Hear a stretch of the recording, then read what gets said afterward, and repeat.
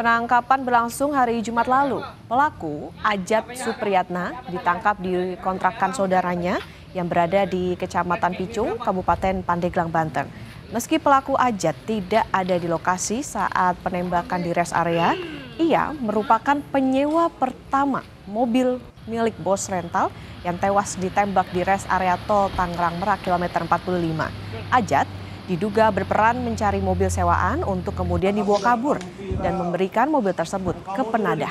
Se-Indonesia tuh udah tahu.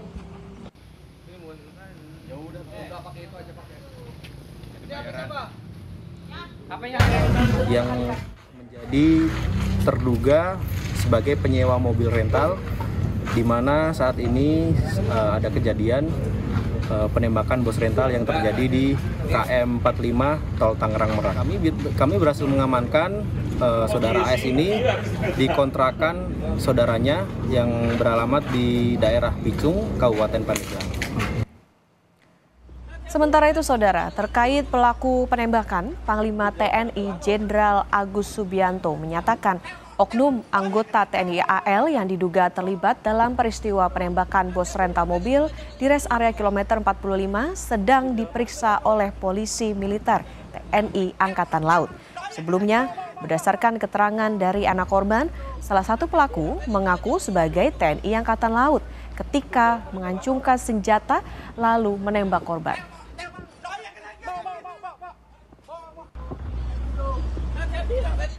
Melalui pesan singkat kepada Kompas TV, Panglima TNI Jenderal Agus Subianto mengonfirmasi penangkapan.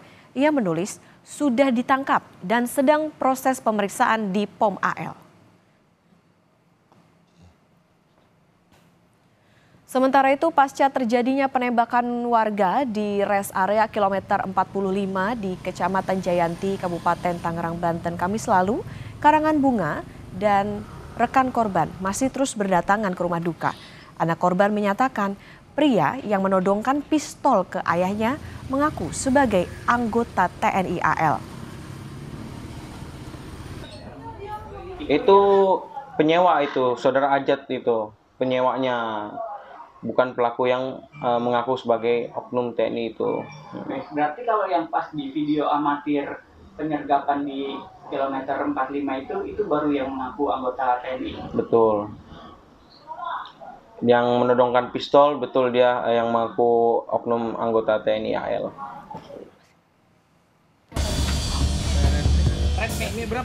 Pasca penangkapan penyewa pertama mobil rental yang berujung penembakan di rest area tol Tangerang Merak, terbit pula konfirmasi mengenai penangkapan oknum TNI AL yang diduga kuat merupakan pelaku penembakan bos mobil rental. Keterlibatan seorang oknum TNI AL memang bermula dari pengakuan anak korban yang menyebut pihak yang kedapatan membawa kabur mobil mengaku tentara dan mengancam menggunakan senjata api. Ketua Umum Asosiasi Rental Mobil Indonesia, Anton Junaidi menyebut, usaha rental mobil memang banyak dijadikan target para penjahat. Modusnya bermacam-macam. Salah satunya adalah memindah tangankan mobil yang disewa kepada pihak lain. Sekarang ini zaman penjahat rental itu kan marak, Mbak, di usaha kami. Risiko usaha kami itu sekarang ini ya penjahat rental gitu, Mbak. Modusnya gade, jual putus. Pada saat nyewa seperti ini kejadian yang kemarin ini, setiap ini kan ada GPS, Mbak. Maraknya penjahat rental mobil disebut Kabareskrim Polri periode tahun 2009-2011 Ito Sumardi tak lepas dari keberadaan sindikat. Menurut Ito, banyak pelaku yang berani membawa kabur mobil rental karena memiliki backing orang kuat di institusi Polri, TNI maupun Ormas. Si pelaku sindikat ini berani karena dia merasa ada backingnya ya.